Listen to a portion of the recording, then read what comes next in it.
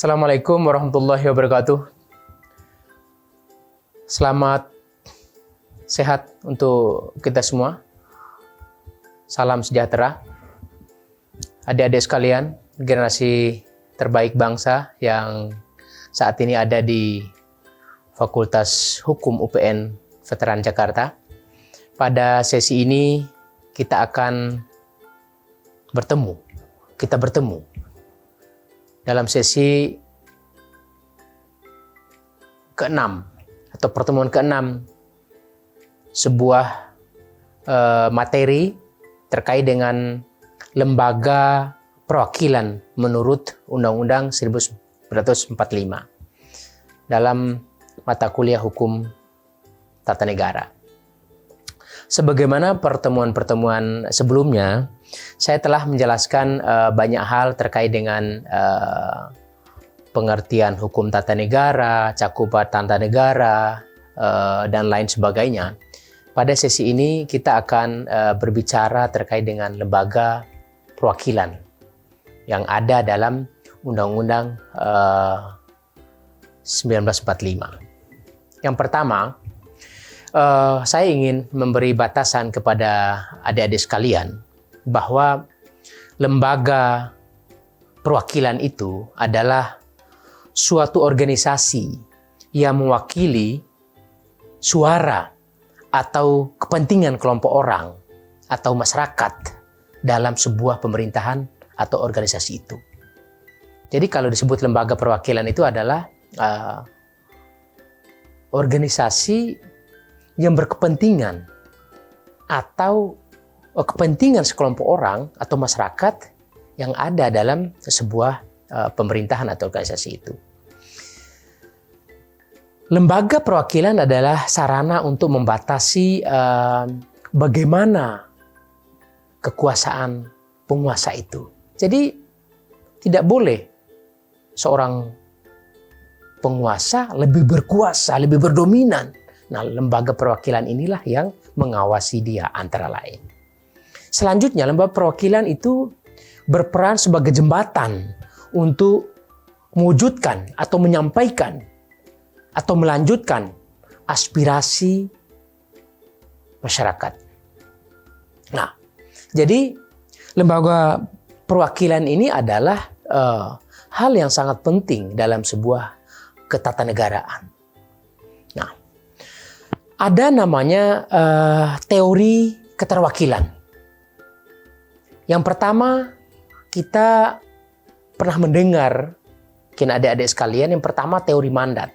Yang kedua ada teori organ. Yang ketiga ada teori sosiologi. Nah, tiga ini kita bahas sekilas. Yang pertama bahwa teori mandat ini adalah merujuk pada suatu konsep atau pandangan yang menjelaskan bahwa para pemimpin atau perwakilan dipilih atau diangkat untuk mewakili kepentingan dan pandangan pemilih atau pemegang mandat. Itu namanya teori mandat. Sedangkan teori organ adalah merujuk pada pandangan bahwa negara itu sebagai suatu bentuk organisasi, seperti halnya organisasi pada umumnya, bahwa negara merupakan organ, struktur, tujuan, fungsi yang dijalankan oleh lembaga eksekutif, legislatif, ya, dan yudikatif. Itulah yang dinamakan dengan teori organ. Yang selanjutnya adalah teori sosiologi, yakni bahwa lembaga perwakilan itu seperti lembaga parlemen atau kongres yang memang seringkali terlibat dalam sebuah proses politik karena fungsi utamanya adalah mewakili kepentingan sebuah warga negara atau masyarakat. Itulah yang namanya teori sosiologi dalam sebuah lembaga perwakilan. Nah, saya ingin menyampaikan pada adik-adik sekalian pada pertemuan ini, yang nanti setelah pertemuan ini kita akan melanjutkan sesi diskusi, bahwa fungsi utama lembaga perwakilan itu adalah satu, mewakili kepentingan rakyat. Itu fungsi utama, hal mendasar apa perlunya lembaga perwakilan ini. Yang kedua, membentuk atau pembentukan aturan hukum. Yang ketiga, mengawasi pemerintah. Jadi pemerintah tidak boleh sewenang-wenang karena udah ada lembaga yang mengontrol dia, yang membuntuti dia. Terus yang keempat adalah menyelesaikan konflik. Manakala ada konflik-konflik, lembaga perwakilan inilah yang akan menyelesaikan atau yang mengelerainya.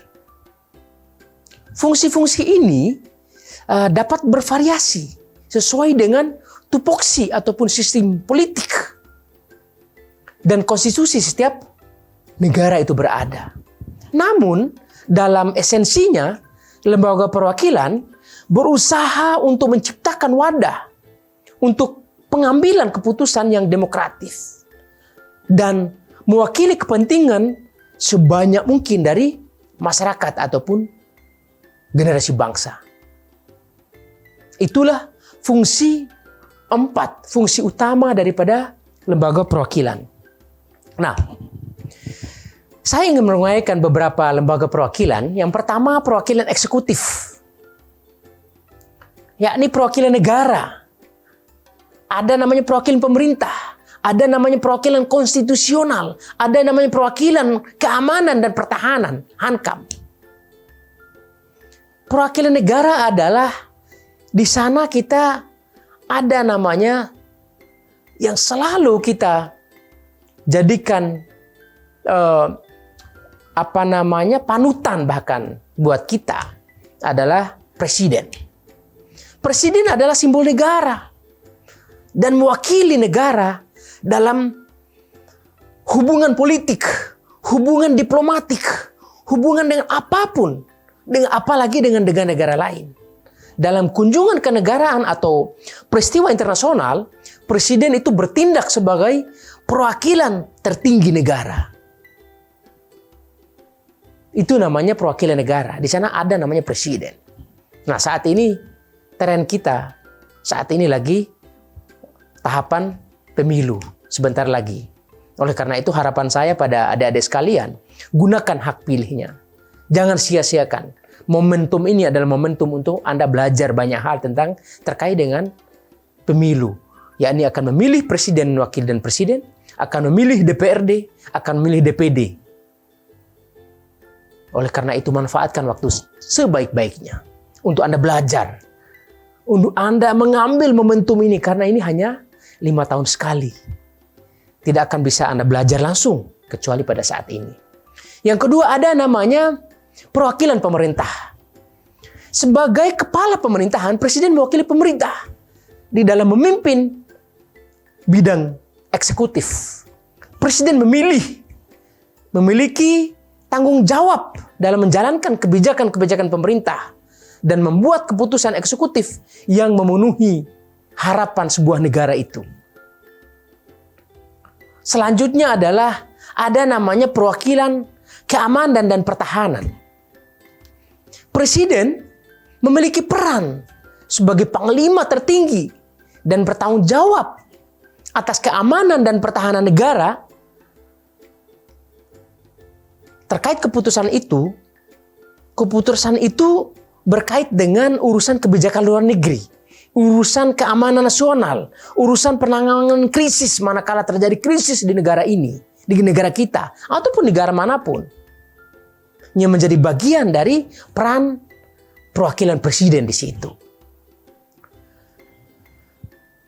Ada namanya yang terakhir adalah perwakilan konstitusional, bahwa presiden memiliki kewenangan dan tanggung jawab untuk menjalankan tugas-tugas dan kekuasaan yang diberikan oleh konstitusi.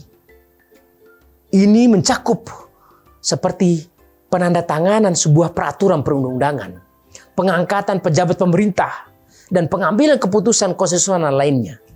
Inilah yang dinamakan dengan perwakilan konstitusional.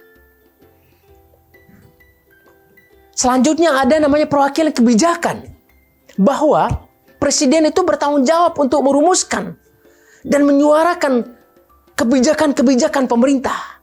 Ini mencakup hal seperti merancang program legislatif, menyampaikan pidato kebijakan atau pidato negara, bekerja sama dengan legislatif untuk mencapai tujuan pemerintah yang diharapkan, tujuan negara yang sebenarnya.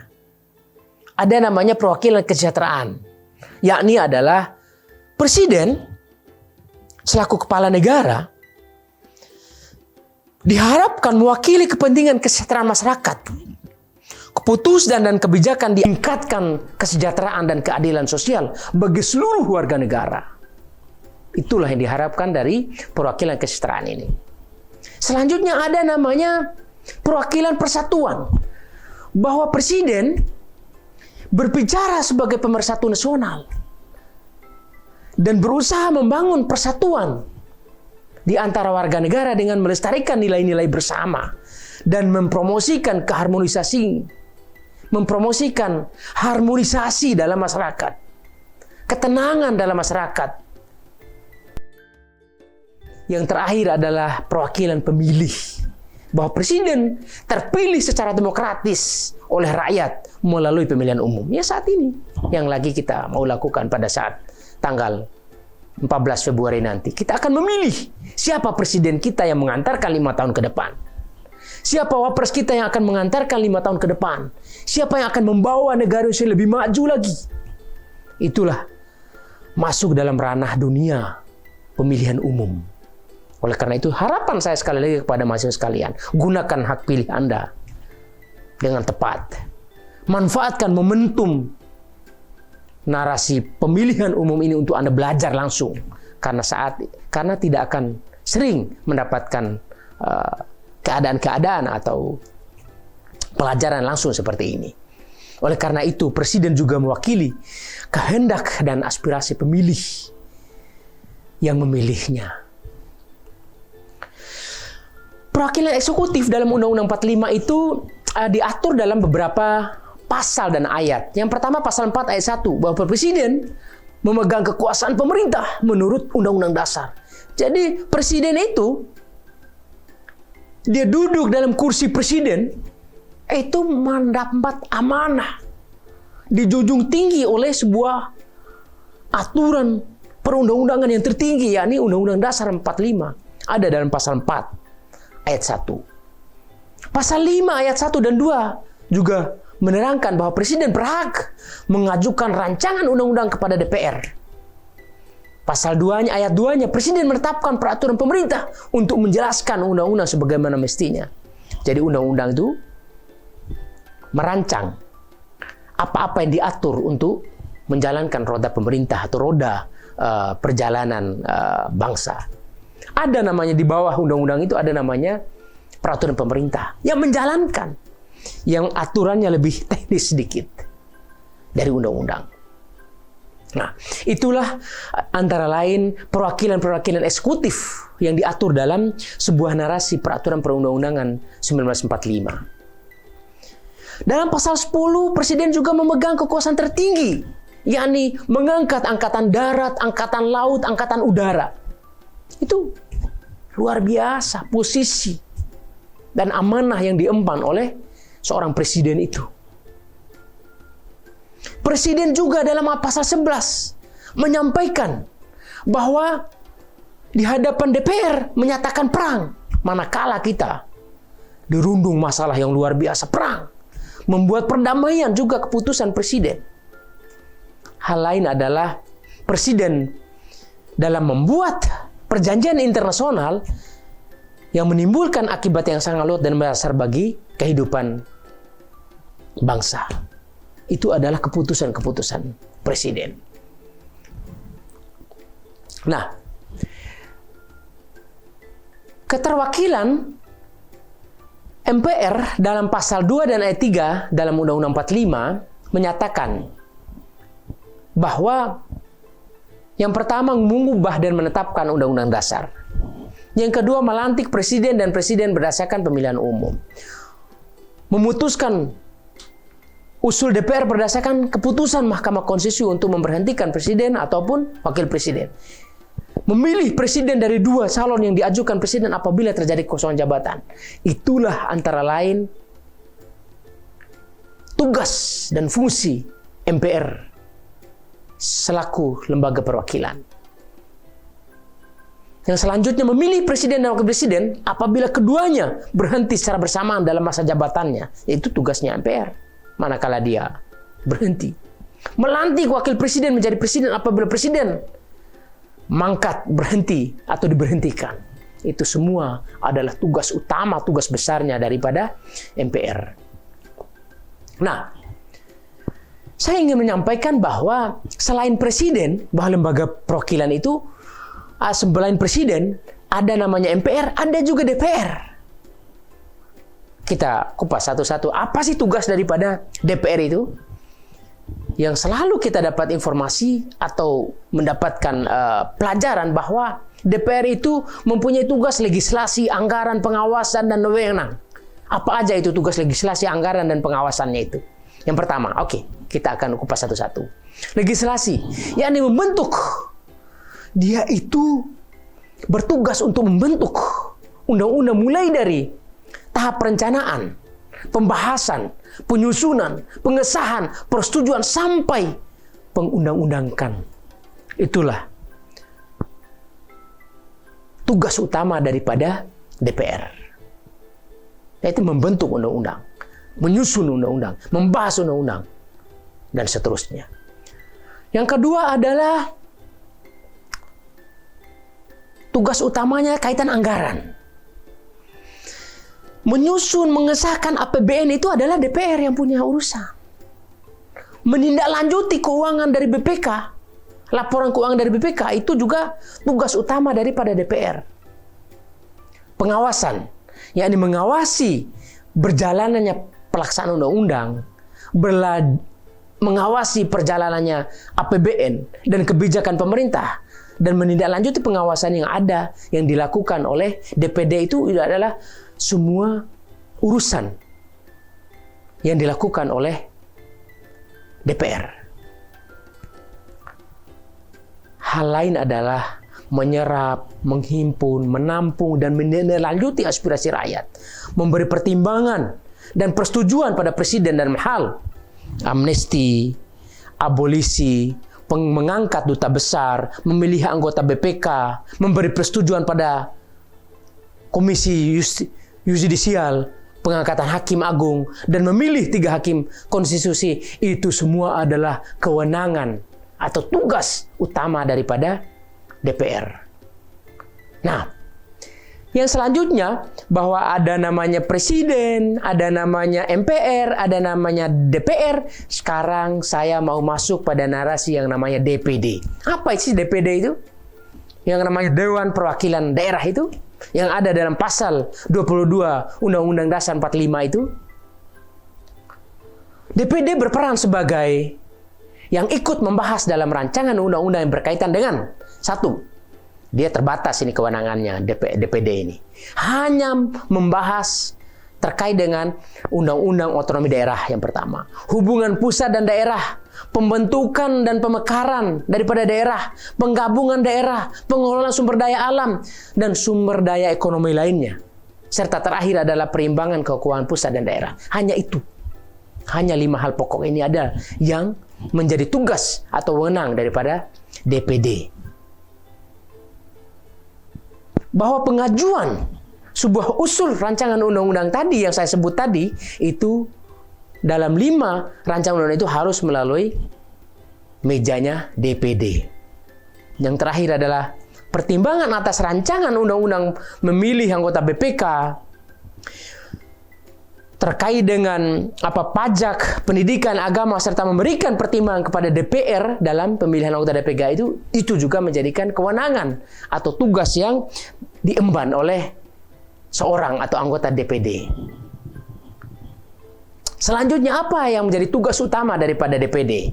Yaitu menyusun prolegnas yang berkaitan dengan yang saya sebut tadi 5 tadi.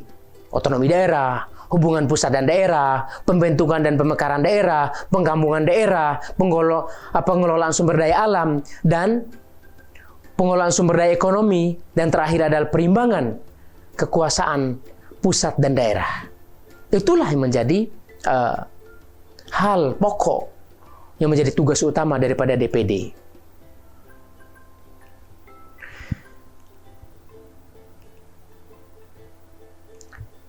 Jadi, dalam sebuah narasi yang namanya lembaga perwakilan negara mencakup pemahaman bahwa lembaga-lembaga tersebut, sebagaimana saya sebut tadi, bahwa Presiden, DPR, DPD, MPR itu memiliki peran yang sangat krusial dan sangat penting sekali dalam sistem politik suatu negara.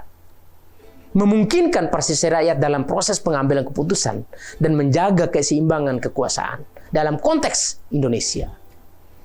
Lembaga-lembaga tersebut yang saya sebutkan tadi bahwa mulai dari Presiden, MPR, DPD, dan DPD itu memiliki peran dan tanggung jawab yang sudah diatur dalam narasi peraturan perundang-undangan. Sudah diatur dalam sebuah konstitusi.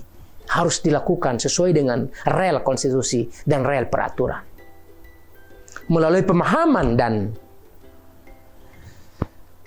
penghormatan terhadap peran lembaga tersebut, atau lembaga perwakilan tersebut, suatu negara harus dapat mengembangkan sistem politik yang responsif, yang harmoni, yang akuntabel, yang inklusif, memastikan bahwa keputusan yang diambil mencerminkan kepentingan dan aspirasi masyarakat secara luas, sehingga mewujudkan negara yang makmur. Itu yang dapat saya sampaikan pada pertemuan ke-6 ini pada mata kuliah Lembaga Perwakilan sesuai dengan Undang-Undang 1945. Semoga bermanfaat untuk adik-adik sekalian. Wallahul muwaffiq ila aqwamit thoriq. Wassalamualaikum warahmatullahi wabarakatuh.